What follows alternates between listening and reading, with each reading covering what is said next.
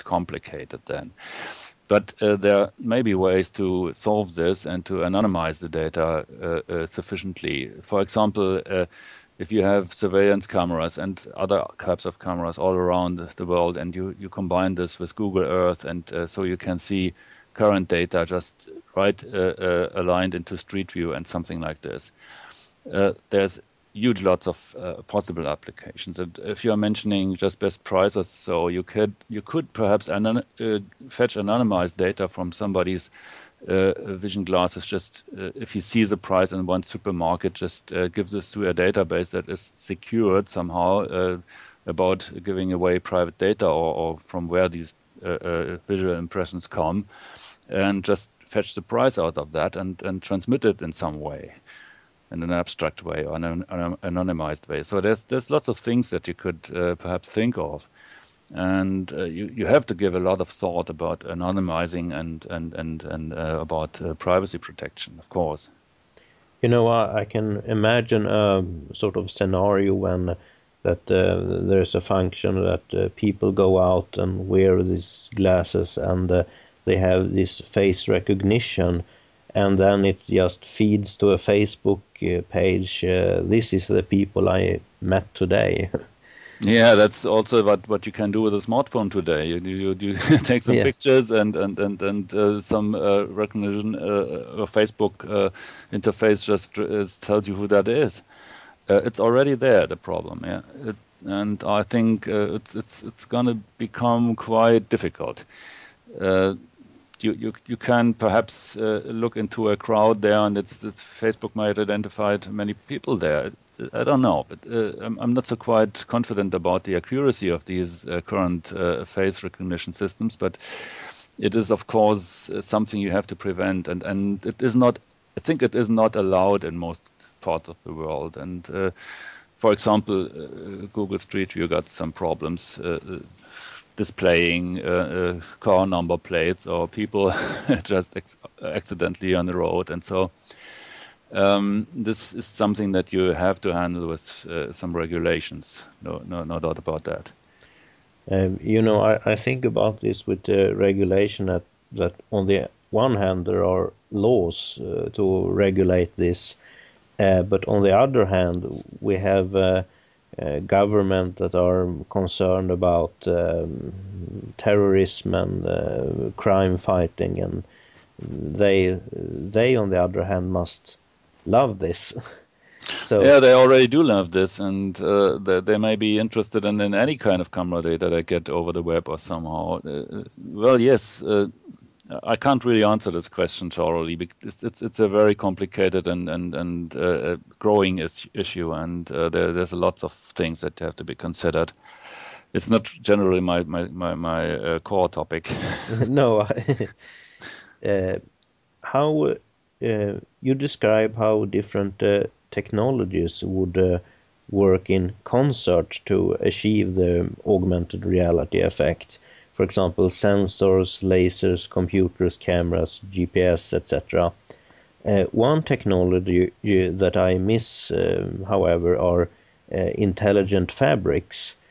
Do you think they could play a role as, for example, a built-in rumble pack in shirts for augmented reality games or some other function? Well, what I do not think is that you will regularly have a, say, T-shirt with a built-in display or something like that, because if I have dozens of T-shirts, for example, so I throw them away occasionally, and it wouldn't make much sense to have something built in there. Also other types of clothing. Clothing is a fashion thing that you throw away, or many people throw away often enough. And but I think what could be is a functional clothing that you may have a special suit for computer games, for example, with force feedback and built in and any kind of that, Yes. Or you may have something that has a display on it for a purpose, maybe in sports or so, when you have a fixed number on the shirt. Now you may have you may want to have different advertisements on that if it comes to extreme.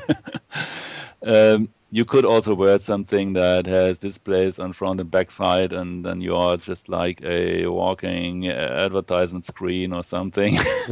You could also use this for communications, for example. But what I think is problematic is just integrating this into a certain into normal clothing that you normally exchange very often.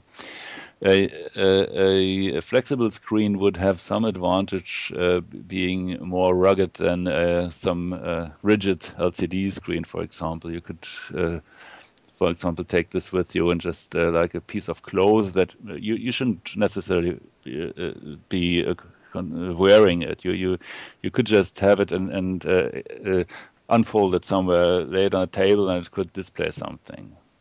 Just like today's sports clothes. Yeah, Yes. there's lots of things that you could think about.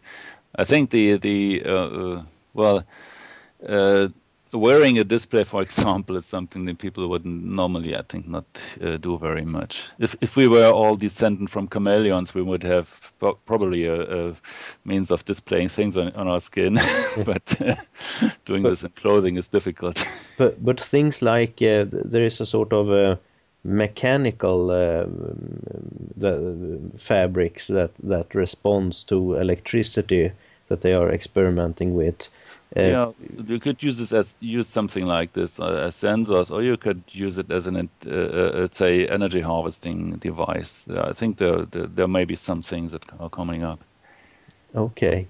Uh, Let us imagine a scenario where a kind of perfected augmented reality glasses are as common as cell phones are today. Do you think that it could affect future architecture so that there would be no decoration or ornaments on buildings and that they would just be giant green screens so the glasses could project in each person's eye their favorite skin for buildings so each person could choose the style of their city? Yes, you could do something like this. It is a very complex thing. I figured out something like virtual advertising signs that you could set up by either by transmitting data over the internet or by dedicated Wi-Fi transmitters, for example, that are just in place somewhere and that you could receive. And you could also combine a building with some kind of transmission, what it should look like. It's already, in a sense, it's already there. If you have some buildings with giant screens on them displaying news, you could just let away these screens and replace them by a transmitter that transmitted to the people's augmented reality devices, and so see the same image there, but without necessity of installing a giant screen there. And you could also uh, transmit some kind of makeup for the building or anything that you could think of. What I also just mentioned that a very, yeah, I think more as a joke, people just using a transmitter to transmit their would-be experience, so appearance, so they to other people they look different, and this could be something that could be quite common. Then it depends on the acceptance of the users. If you want to see this, how much do you want to see? Do you want to see a say a road sign? Do you want to see certain advertisements or some building camouflage or something like that? You could also change the weather. There have been applications already, or just scientific things that they tried out to change the color of the sky. So you have fine weather, but you're seeing rain clouds and or vice versa, something like that. And it needs some kind of common standard, what you want to see and what you don't want to see, what you can exclude. Otherwise, it could become very intruding. If you go to a chat room somewhere and there is like an people have made their different avatars and they can look quite bizarre. Yep. If we walk in the future with augmented reality glasses and we see a lot of bizarre avatar pictures around Yeah. us? If you allow that, yes, the world could become a giant holodeck with all kinds of devices being links themselves and anything like that. So Yes. it's a complicated thing. You wouldn't allow all things that are possible to happen. But No. yeah. But there are many jobs that demand precision craftsmanship in a field environment. For example, Mhm. different types of construction work outdoors. Could augmented reality technology understand perspective well enough to map out exact measurements on different materials in field environments and thereby replace blueprints and conventional measurements, or is there some error margin that you have to be aware of? Well, this is more a question about 3D measurement with optical devices. This can be done quite accurately with many devices currently. Mostly they are relying on projecting some patterns on the environment, and then they can, if they are calibrated well enough, they can pick up exact data.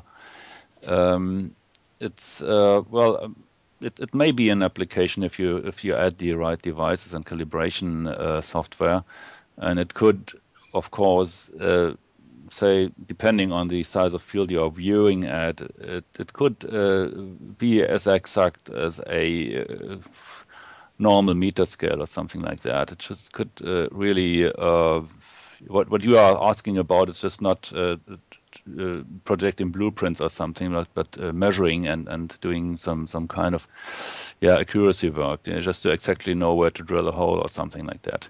Yes. It could be accomplished to a certain extent, yeah. If you Yes. have, but not, I think not with the common average everybody user device you would create for augmented reality, but with some add-ons allowing exact measurements. Yes. Okay. Well, that was the questions I had. We say thank you to our guest, Rolf Hainich. Is it something you want to add? Well, just my opinion about these Google glasses we had in the beginning, and I think it is a very interesting thing to see now which kind of applications will come up. It's not very much foreseeable, but I'm quite hopeful that this will lead to a lot of innovation. And although these are not really the augmented reality glasses so far, it will open up many new insights and ideas. Can you say that the Google Glass are a little bit like this, was it called Altair computer in the Mm. 70s that it Maybe maybe something like an early application for a very uh, extensively developing technology in the future.